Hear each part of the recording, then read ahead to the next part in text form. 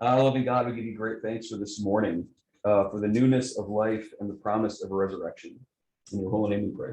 Amen. Amen. Right. If I botch this, please correct me. But Dr. Douglas Reed is a distinguished professor from Georgetown and the director of the MA program in Educational Transformation. Indeed. I love that. You are the author of Building the Federal Schoolhouse, which traces the 50 years of integration in Alexandria City Public Schools. And you just recently consulted with ACPS, Alexandria City Public Schools, when the high school changed its name. Correct? Yes. Awesome. I participated in some of their workshops. I'm giving you all the credit. Okay, well, do not do that. There are other people who did far, far, far more. But they're not here. I don't know that, but I'll take your word. There we go. Anyway, without further ado, it's a treat to have you, Dr. Reed. Thank you so much for being with us. Thank you, everyone, both here and at home or wherever you are. It's really an honor to come today and meet with you all. Yesterday, I was at a conference in Philadelphia, and because of COVID, it was like one of the first conferences I'd been to, so I was out of conference shape. And I by mid-afternoon I was exhausted, and it was just like a lot of that, and it was good, but I caught a train home early because I wanted to rest up and be fresh for today's event. And I wanted to make sure I knew where to go and park, so I clicked on your website, and then I fell down a rabbit hole, and it was the most wonderful rabbit hole, because I got a chance to watch some of the videos from the Therefore project that you have put together, in particular Melinda Wilcox's research into the history of the church, and I watched the second episode on the Civil Rights Movement first, and then I found the first one, and so I just want to commend you all for this remarkable investigation and self-study into the nature of your community and the ways in which both the tensions of the past and the tensions of today still resonate. So it was really a remarkable thing. I've already learned a lot, both that connects through my own research, but also about your community as well. I also just want to acknowledge that there's a book that's coming out next month that I co-authored with Dr. Gregory Hutchings, who is the superintendent of Alexandria City Public Schools. And in that book, we talk about the need to build what we refer to as racial literacy and racial fluency, and the kind of work that you already are doing in the Therefore project is central to that idea, right? Of building that knowledge base and understanding in order to move forward with insight.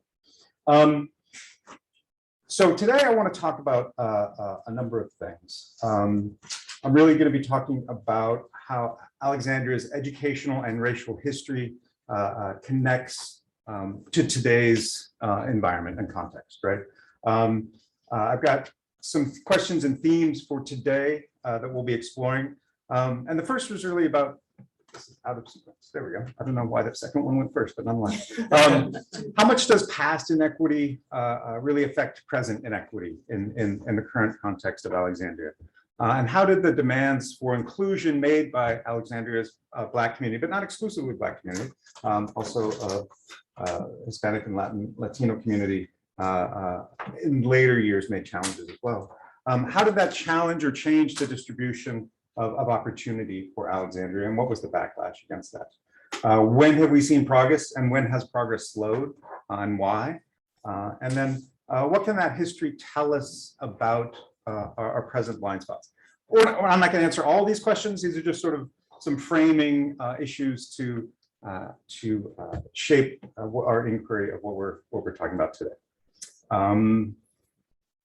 Okay, so the book that I wrote that's about 50 years of Alexandria, Building the Federal Schoolhouse, really is an effort to kind of understand how, in one sense, I'm a political scientist, right? I'm trained to think about institutions, and I was really interested in, well, when the federal government gets involved, how does that change local politics, right? So thinking about before the federal government was involved in education, what did education look like in Alexandria, right? And this is a picture of Parker Gray High School, which was built, I believe, in the 20s. It was the Black high school in Alexandria. And this is sort of a visual depiction of what I call the non-federal schoolhouse, the unregulated schoolhouse, the one that there's no federal mandates, there's no state, well, there's limited state funding, there's no accountability measures, no testing, and there's also a lot of unequal funding, and there's a formal structural inequality, right? African Americans who lived in Alexandria and attended Parker Gray were unable to achieve or earn a high school diploma. Even though it was a high school, up until the mid-1930s, Parker Gray stopped at 11th grade. There just wasn't a 12th grade. It just ended, right? It was by design to diminish and reduce the educational achievement of African Americans in Alexandria. So if we're thinking about this community and that timing, so I believe from my understanding of the previous presentations, this community was formed in 1939, right? So at about the same time, you came into existence. For the first time, African Americans in Alexandria could earn a high school diploma. Prior to that, many of them actually went into DC, attended Western High School and earned diplomas there for that last year of schooling, but many of them just stopped going to school. Obviously, this has implications for going on to college, because without a high school diploma, it becomes very difficult. But it's really just, I want to note it as a kind of a structural disadvantage that prevents a child from getting an education that they want, and clearly an education that they fundamentally deserve. The next image I added, this is the high school that exists in Alexandria right now. It's currently called Alexandria City High School, formerly known as T.C. Williams. It's the second T.C. Williams building. There was an earlier one that you may be aware of that was torn down. This was built, I believe, in 2007-ish timeframe. But this is a highly regulated school, okay? This is one where the federal government has a lot to say about what goes on. There's federal Title I funds that come in from the federal government and says you have to do a bunch of things. There's a shared governance by federal, state, and local folks. There is a rhetoric of equality of opportunity. There is a reality of very divided opportunities. There is deep segregation in course selection and educational outcomes. There's a bifurcation, particularly between Black and white students, but also between Latino and other non-US newcomer students who have recently arrived to the US, in terms of their graduation rates, in terms of their test score performances, and also in terms of their college going rates. Okay, so the question is, what happened? How do we go from that Parker Gray to this? And part of that comes about by understanding some of the personalities that you've explored already in your project. But I want to tell one story in particular about T.C. Williams and Blois Hundley. Okay. Some of you may have heard this story, but I think it's a revelatory story about T.C. Williams, the individual, and how he thought of his authority within Alexandria and what that meant for opportunities, right? So T.C. Williams one day gets, this was in roughly, I think, 1957, 58 timeframe. T.C. Williams gets a phone call from the Department of Justice, which informs him that there's a civil rights investigation going on because of the actions that he took a few months earlier. He had fired Blois Hundley, who was an African-American cook who worked at Lyles Crouch Elementary School. He fired her because, in his view, she had the temerity to join a lawsuit against the school district while being an employee of the school district. That lawsuit was an effort to ensure that her two daughters, shown here, Theodosia and Pearl, could attend integrated schools in Alexandria and not one of the two all-Black elementary schools that they were forced to attend under the Jim Crow arrangement. But there is a problem from the Department of Justice point of view, right? To fire someone for exercising a claim, not doing anything on her work, but in her private life, exercising her civil rights, that's illegal. To use public authority to diminish the exercise of the civil rights is unconstitutional and illegal. Therefore, the civil rights investigation. The school board in Alexandria, though, backed him up. There was a motion made by Sarah Kerbel. It did not receive a second out from the other 4 members of the school board. At this time, the school board was 5 members appointed by the city council. And there was not a second to the motion to change or reverse T.C. Williams' decision. And so that motion died and her dismissal was upheld. There was, however, growing pressure from the federal government, and eventually Williams backed down and offered Hundley her job back. Although he said federal pressure had nothing to do with it. As he told the school board later, he said, he quote, "Felt my first action was hasty and not too well considered." The feds, though, claimed he had nothing to do with it. But what's not in the book, because it's not in the official record, because I was going through the archives in Alexandria City Public Schools, what's not in those official records is that Mrs. Hundley refused T.C. Williams' offer to take her job back. She declined to return to her position as cook. And I'm indebted to journalist Jim McElhatton, who tracked down family members of Mrs. Hundley for a story he wrote in the Alexandria Times in 2018. In that story, we learned that Ms. Hundley never missed a PTA meeting at Lyles Crouch, and she did not hesitate to join the lawsuit when the NAACP asked for volunteers. And according to family members, Hundley wanted her children to earn a foreign language, and it bothered her how the white schools had better foreign language programs. So this is a claim for quality education made by someone who is a cook at a school, and she refuses to accept the offer to come back to the position. In fact, after she left or was fired, she moved to DC and never came back.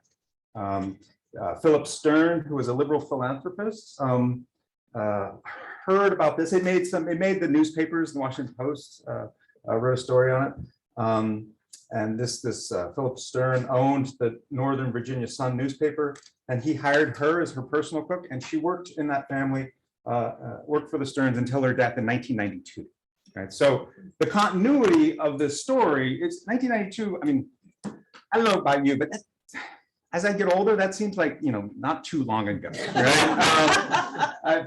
For the kids in the room, they're like, "Oh, this is ancient history," but yeah, this is lived history. This is history that is within our lifetime, and so her trajectory and the trajectory of her children are influenced and shaped by those choices that T.C. Williams made, and the effort he made to suppress criticism and critique of her efforts to ensure that her kids could learn a foreign language. Okay, so this is T.C. Williams, Thomas Chambliss Williams.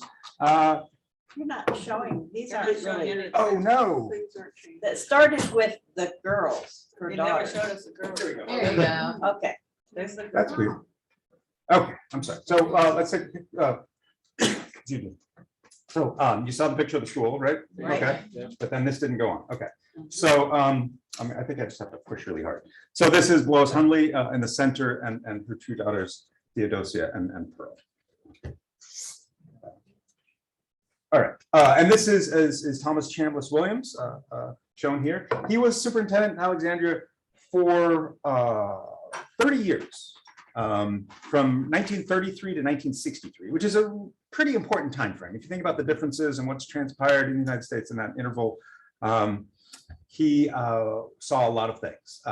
He also acted to preserve a lot of things. And I know from the previous sessions you've had, you learned, there's been a big discussion about the Byrd regime and the ways in which Alexandria elites were tied into the segregationist regime that came out of Richmond. Alexandria was really a kind of right now, Alexandria is sort of a very, very different community. And I argue in the book that part of that is because of the integration of Alexandria schools. Alexandria is really sort of one of the most liberal parts of Northern Virginia, right?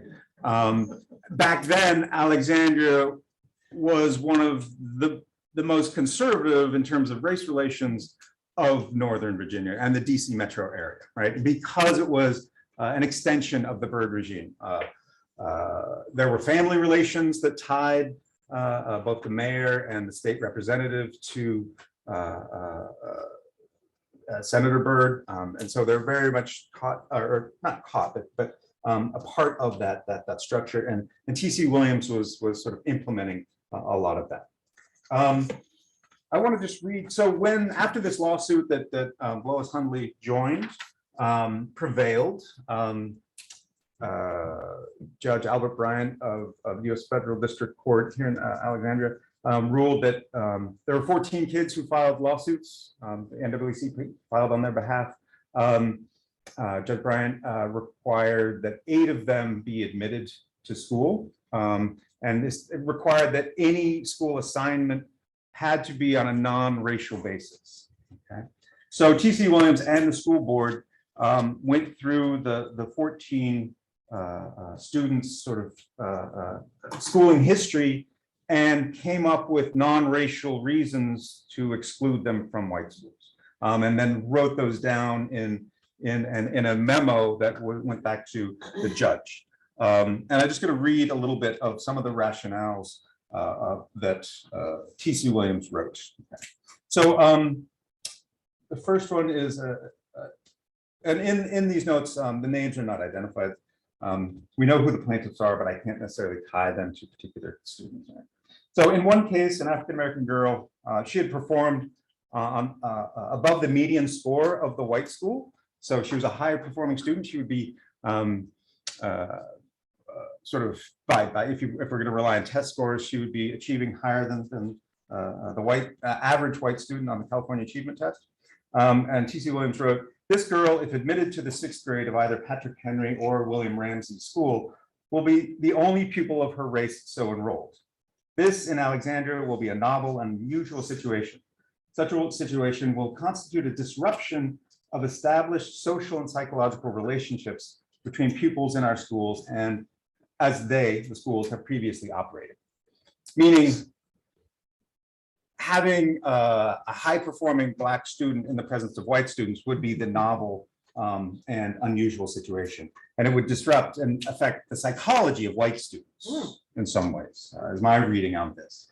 He goes on to say, "This situation will be an unnatural one, which as such cannot contribute to the normal and natural progress for either this girl or other pupils in this class." So the notion of what's normal and natural is really about segregation and isolation and keeping folks who are obviously qualified and should be educated at the same level as everyone else away from white students. And some of the other rationales, I'll just read a couple, are even more personal, rather than sort of talking about the sociological effects. One 8-year-old girl should not transfer because while her standing at the Black school had been one of leadership and excellence, she will, quote, be in the lower reaches of her class at the white school, unrecognized and of no special note. This is not a good change. Another 7th grader would, quote, find it frustrating and discouraging to pass from a position of prestige in one place to a position of low rating in another. It does not appear from the record that this boy has either the ambition or spirit to enable him to compete successfully with even the lowest of the 7th grade. Another student would be hopelessly outclassed, et cetera, et cetera, et cetera. So all of these are quote, non-racial justifications, right, for the exclusion of African Americans from Alexandria City schools. Okay, so we know T.C. Williams is a segregationist. You know, it's without dispute. He says it himself. I do want to read, however, what he says upon his retirement in 1963. Okay, he's a segregationist that really likes public education. Okay, so this is where things get a little complicated. Right? In his superintendent's report, which he wrote diligently every month to the school board, he writes, "It is only through the single-minded devotion to the cause of better education and the willingness to make the necessary sacrifices to realize this goal that true and enduring service is possible.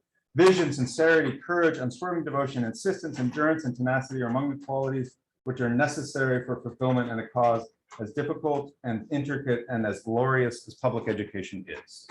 Right? He values public education. He thinks public education has enormous merit. How he defines that public is quite limited, right? Those dual sentiments of the commitment to public education and the ways that public education redounds to the benefit of the community, and the sense that equality within the provision of that public education sometimes runs side by side in Alexandria's history. Okay, and it leads to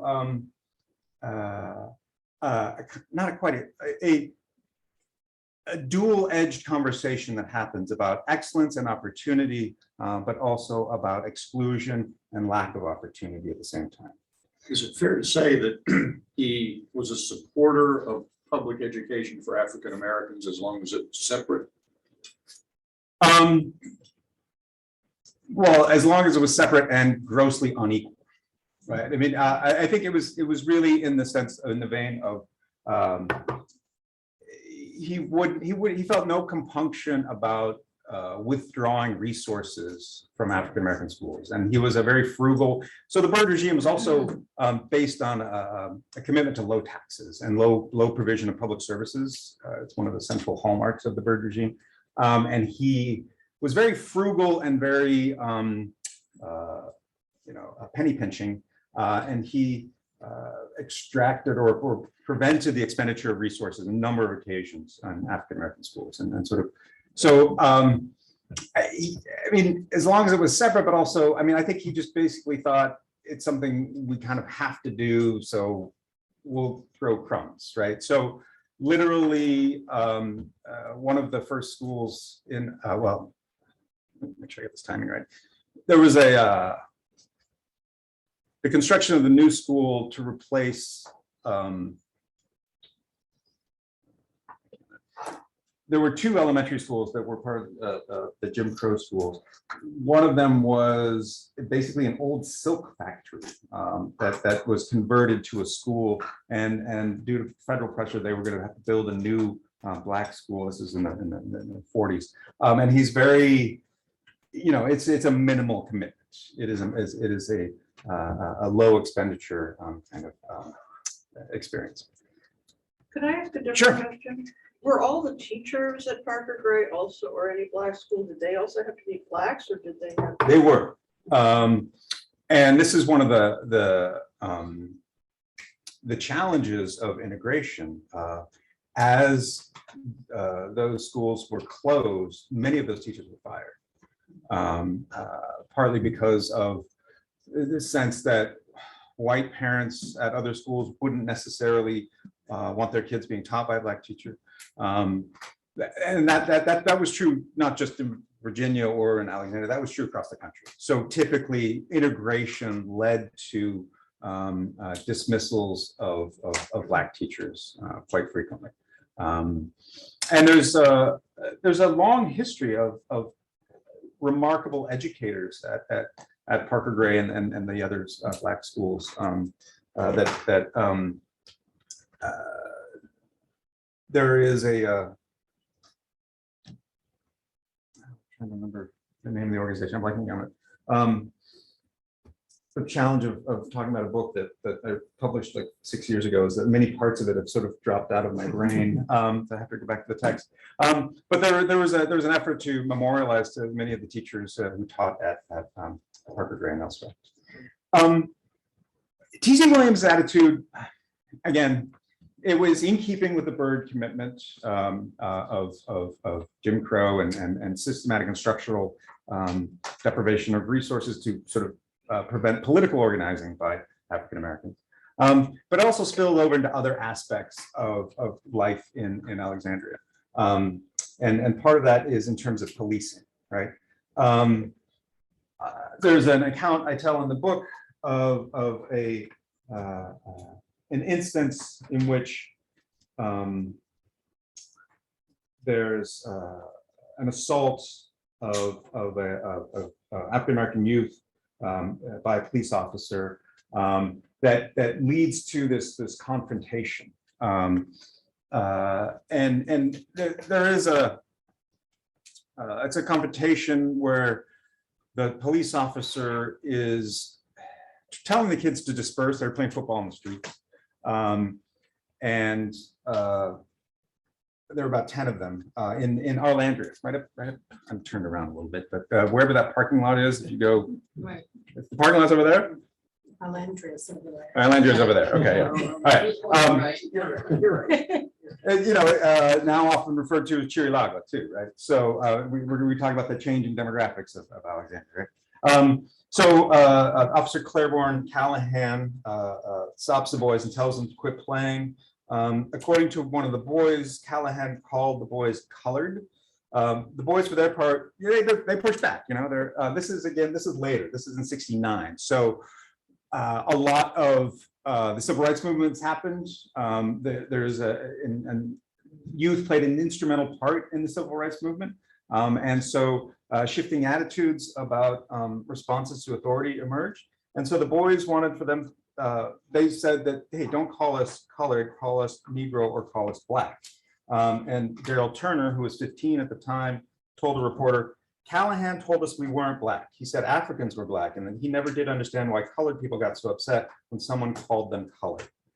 So this dispute really is about respect and identity and what are we going to call, how do people want to identify and be identified? Most of those boys disperse, but a few minutes later, Callahan chases one of the boys down an alleyway, restrains him, and begins bringing him back up this alleyway. The other boys then kind of drifted back, thinking Callahan was going to hurt his friend or their friend, and they gathered around him. Callahan was isolated; he was all alone. He was just a single beat officer, relatively young police officer. One of the boys had a piece of wood. Callahan confronts them.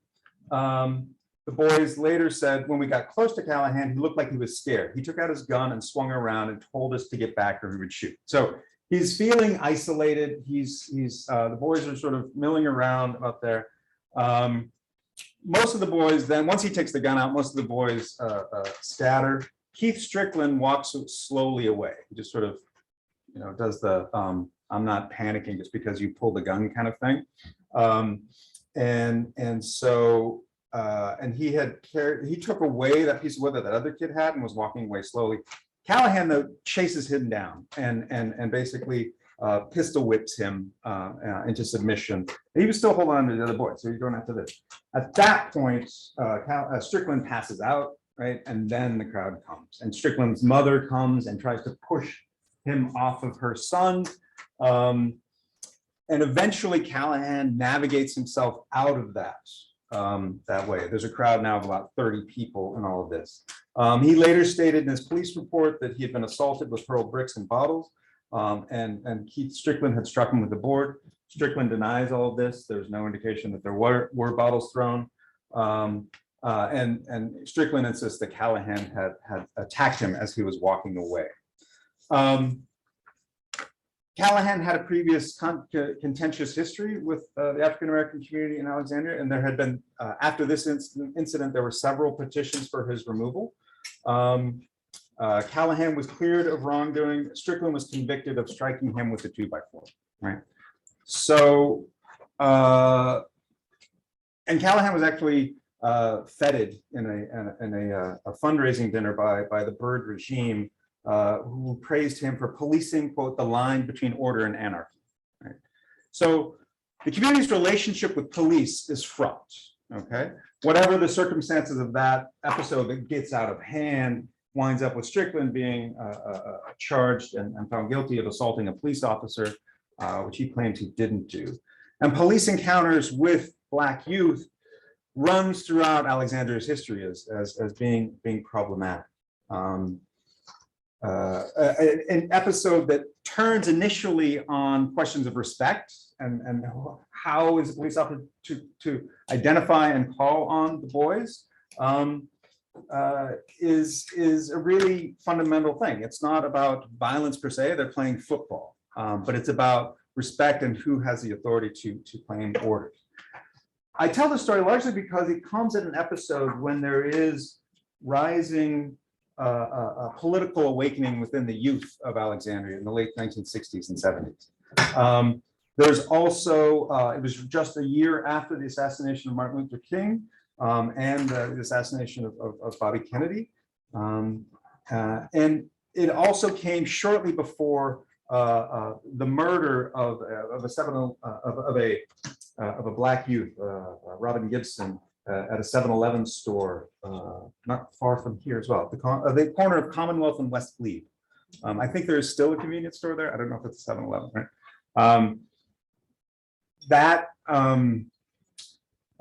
Gibson had a dispute with the store clerk. The clerk accused him of shoplifting.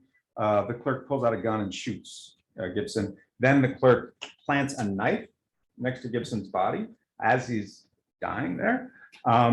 He tells the police when he arrives that he planted the knife. So we already have a sense of the police, that there's the clerk feels like the police is on their side. This is in May of 1970. And this Hannah, John Hannah, he's 24. So he's a young guy himself. Gibson was 19, Hannah's 24. And he had shot Gibson in the chest and neck. And after that, Hannah is arrested, but there is an explosion of 8 nights of ongoing disturbances in Alexandria. Black Alexandrians resorted to firebombings, overturning cars, throwing rocks and taunting police, and vandalizing buildings to protest the killing. And it was the worst violence that Alexandria had seen in a decade in which school integration and racial conflict was always simmering, right? So sort of behind on all of this. And the upshot of all this is this radicalization. Radicalization may be the wrong story, but the politicization or the turn to political mobilization by African-American youth in Alexandria. And there's this sense that these students are they're frustrated. They're really feeling like no one is hearing what they're talking about. They're feeling like they're being ignored. The end of the Berg regime, it's sort of already fragmented at this point, but there's still strong pockets of it, and schools are a big part of it. There's a hung jury that comes back, and Hannah is acquitted, right? Because it's a hung jury, the Commonwealth attorney could prosecute again, but he basically plea bargains it out to a 6-month sentence, which then leads to further unrest. There's other conflicts, and as school integration is happening, that leads to political mobilization, and school discipline becomes the hallmark of what the community is contesting, right?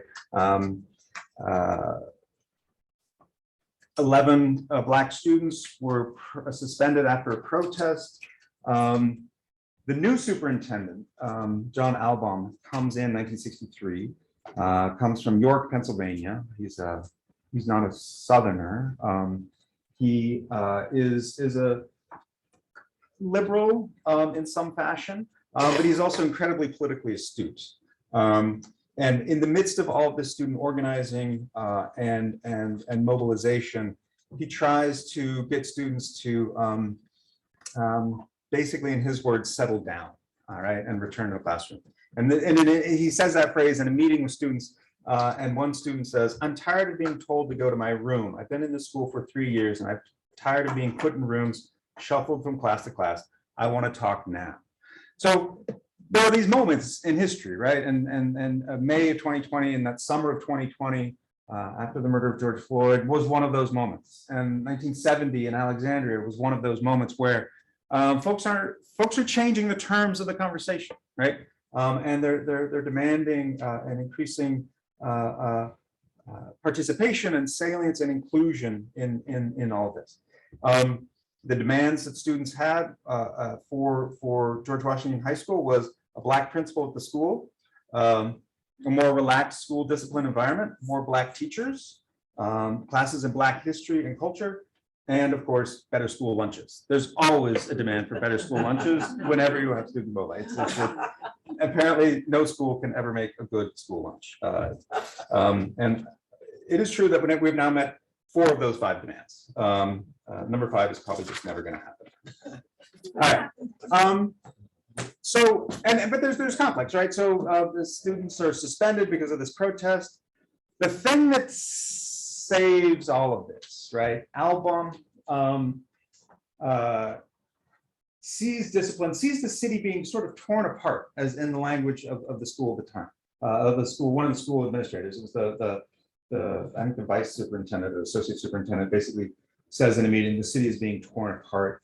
And so Albaum develops the 6222 plan, which is basically elementary schools up to 6th grade, and then there are 2-year junior high schools, 2-year high schools that are freshmen and sophomores, and then 1 high school for the city that's a junior and senior year, and that is T.C. Williams. That is the unified single high school of T.C. Williams, and it comes about because of all of this disruption over school discipline and the Black student mobilization in some ways. It also produces an enormously talented football team, right? You had 3 high schools previously in Alexandria. You take those 3, it's like an all-star team from a community that was already pretty well invested in athletics. And so the year after the merger of these 3 high schools into T.C. Williams, you get a state championship football team, right? And you get that legend, right? You get Remember the Titans. You get that film, that Disneyland, not Disneyland, but it is a Disney film of racial integration and the feel-good element of it, right? And so that movie shapes the community's self-understanding of what's happened to T.C. Williams, and also that victory, sort of the state championship, gets translated into this notion of success of integration. Okay, and in one sense, it is a remarkable achievement and a remarkable accomplishment. What happens inside that school, excuse me, is a resegregation. Okay, what happens inside that school is a changing nature of the curriculum. Okay, so what happens in the 70s and 80s is a need for peace and a need for quiet and a need for calm. In some ways, it tracks on to sort of the national mood. School integration peaks nationally in the late 1970s. And then begins to backtrack starting in the late 80s, right? As that single high school, and then as there's a subsequent elementary integration that your former co-congregate Carlisle Ring Connie Ring was deeply involved in the development of that plan. I interviewed him. This must have been in 2012 or so downtown, and he told me a lot of detail about that stage of the elementary integration, which was a very different process than the high school integration. It was much more contentious in some ways. But as both the elementary and high school integrations proceeded, you get a resegregation within schools, and that takes the form largely of tracking, and it takes the form of the creation of special education in the District of not District of Columbia, in Alexandria City Schools. Special education did not exist until integration, and it took 2 forms.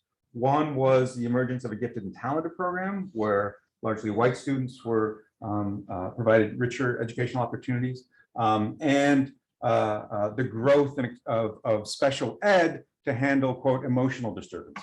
of students. And so special education in some ways became a kind of containment mechanism for schools within the District of Columbia, Alexandria, to resegregate, but then also tracking became, particularly at the high school, became a really prominent element of the high school experience in Alexandria. So although it's labeled one of the nation's outstanding secondary schools, which on many measures it is and was, it also didn't necessarily expose students to the same curriculum. So if Parker Gray stops at 11th grade, what we get is, when we have an integrated T.C. Williams, we have structural impediments to the full curriculum that are equally challenging. Okay, whoops. Okay.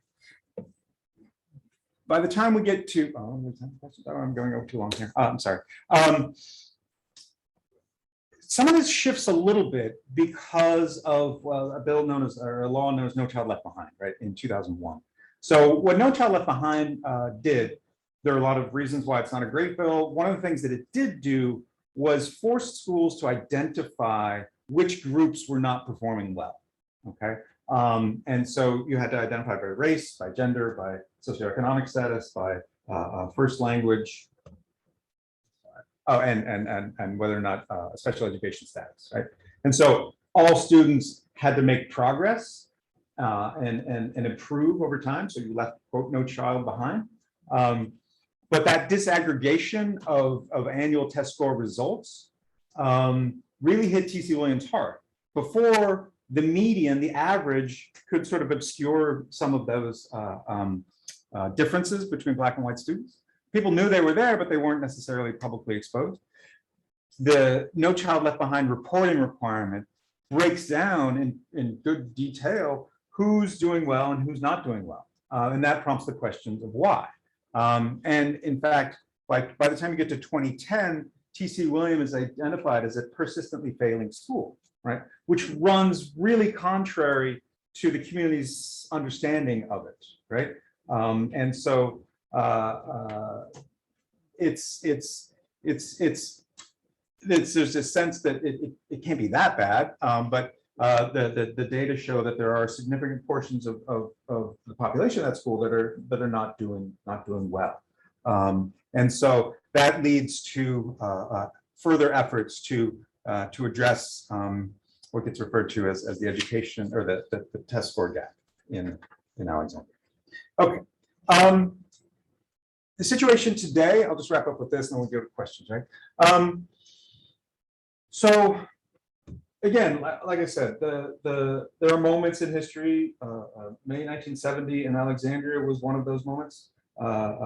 June 2020 in the United States was one of those moments, where there is an increasing demand for greater equity. In Alexandria, part of this, not all, but part of this gets played out as part of the Identity Project, which led to the renaming of T.C. Williams High School to Alexandria City High School. I took part in some of the workshops and presentations telling some of this history to the broader community. But there was an internal process within the school system, and it also led to the change of Matthew Morey Elementary School, named after an educator in Alexandria. And the question I really kind of want to get to is this largely just a cosmetic shift, or is there a structural shift in terms of placing awareness of racial equity at the center of Alexandria schools? What is the current equivalent to no 12th grade at Parker Gray High School? One equivalent that used to exist, this was up until about 2015, 2016.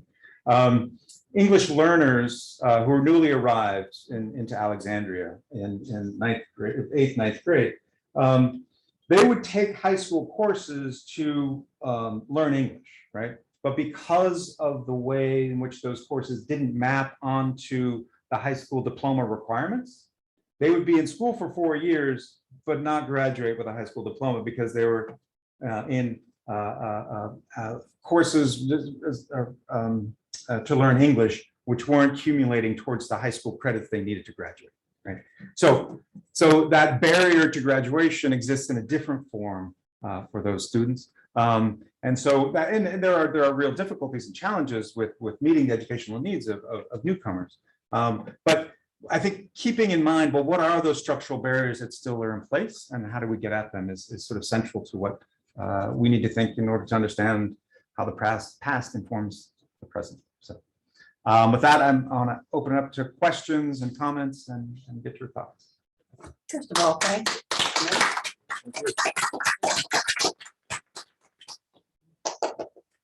Are we making progress? Yes. Yes, things are better now than they were.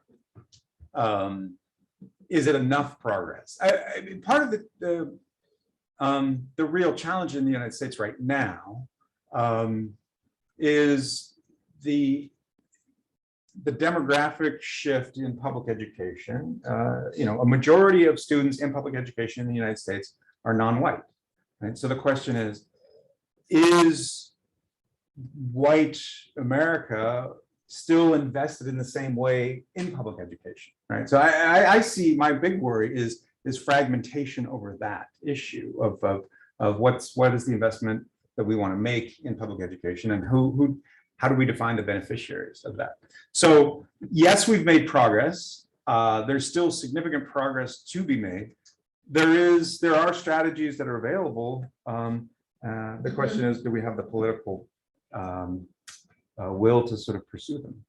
But I am hopeful. Is violence inevitable?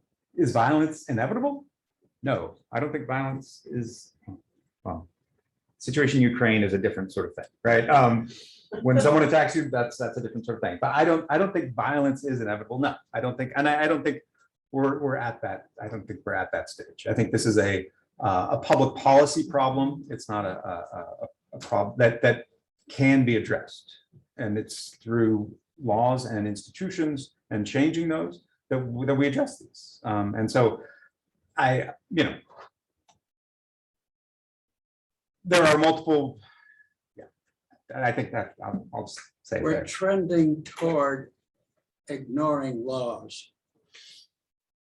How is that affecting the education? Tell me more about trending toward ignoring laws. Manifest laws in this country are being ignored. Start with immigration and violence.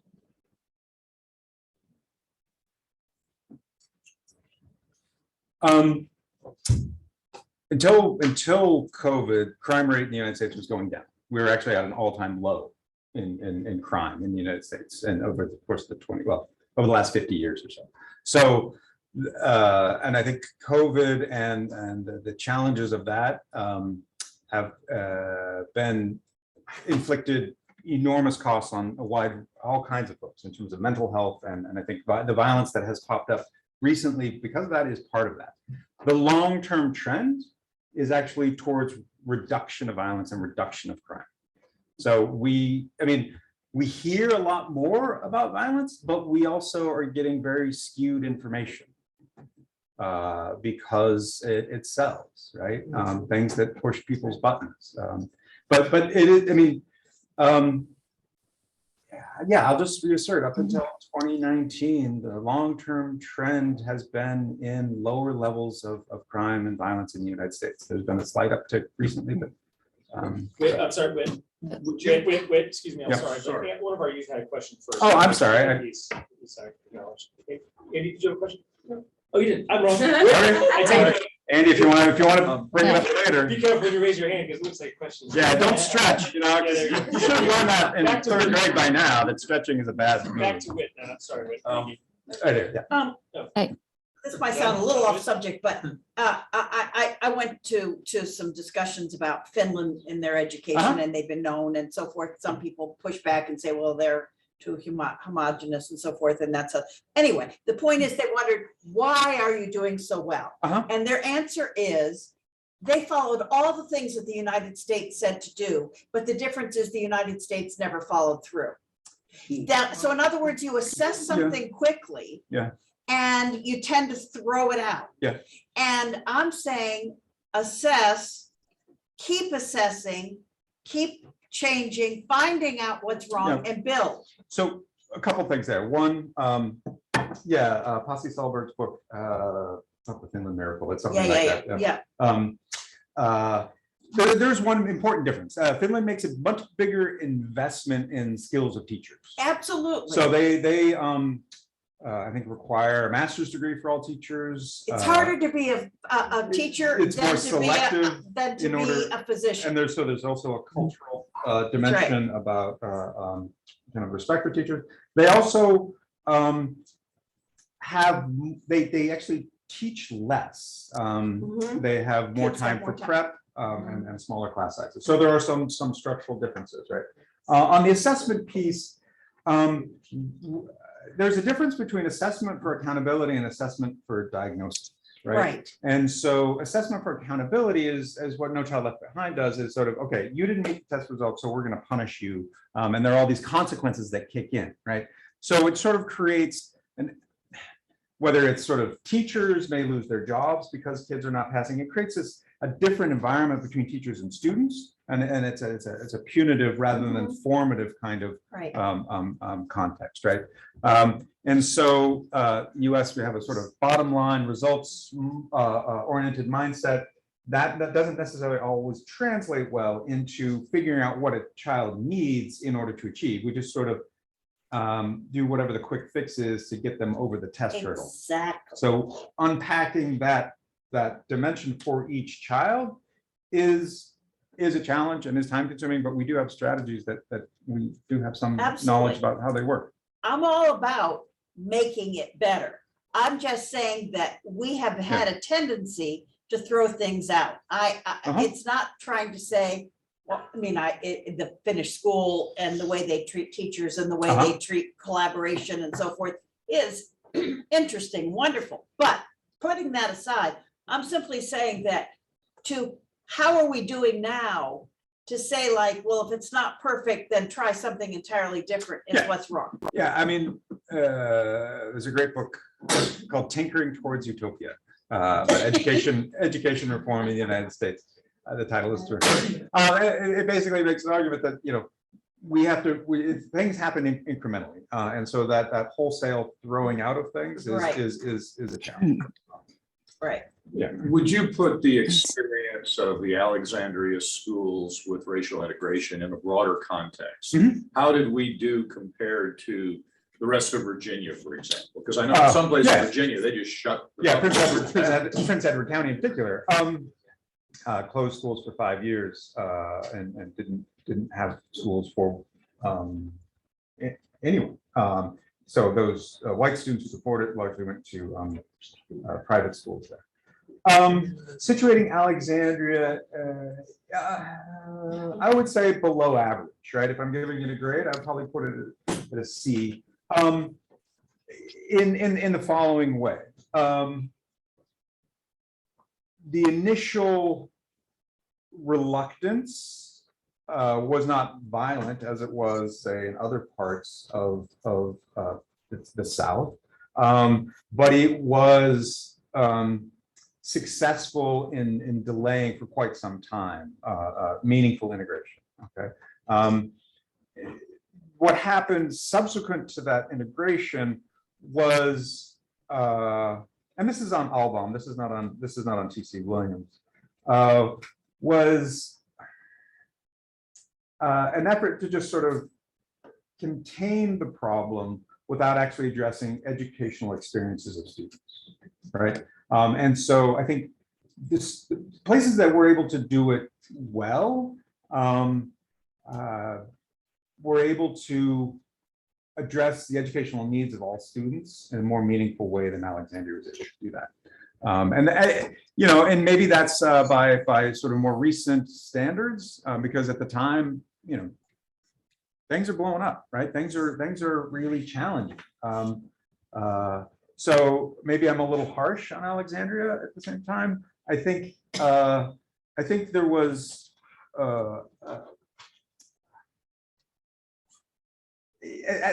I guess it comes down to, and I'm not going to let other cities off off the hook. Chicago never integrated at all, period. End of story.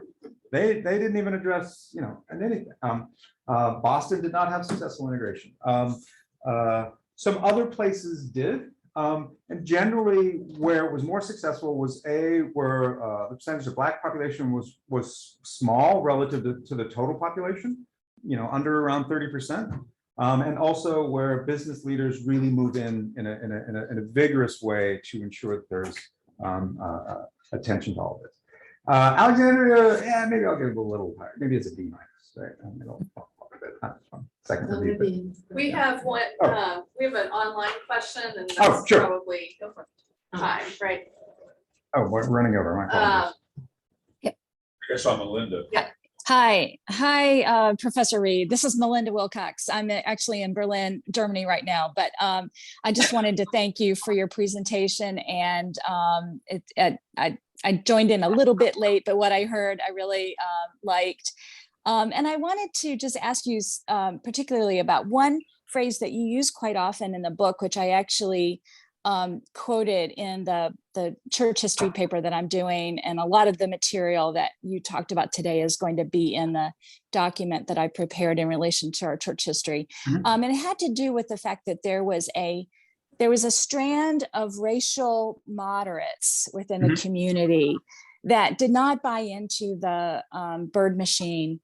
But they also weren't in the elected positions, and so they weren't in a position to change policy, but yet they were somewhat maybe changing opinions. And I posit in my paper that based on the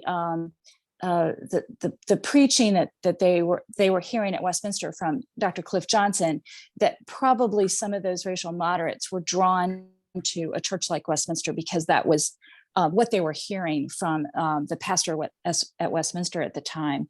So I wonder if you could just comment briefly on that strand of racial moderism. I don't know what the right word is, moderateness, and what impact they had in all of this.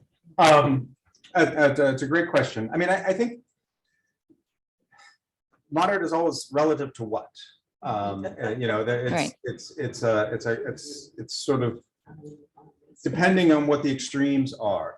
And so in Virginia, the extremes were basically what Prince Edward County was doing, which was closing schools. And so when I talk about racial moderates, it's those who feel that we can desegregate, maybe not integrate, and there's a difference, and keep public schools open, and that there's a real that a rejection of the idea that one Black student attending a school is the end of civilization, which is really sort of the bird regime kind of response, and it's what massive resistance was premised on, right? Is forestalling any incremental piece of that.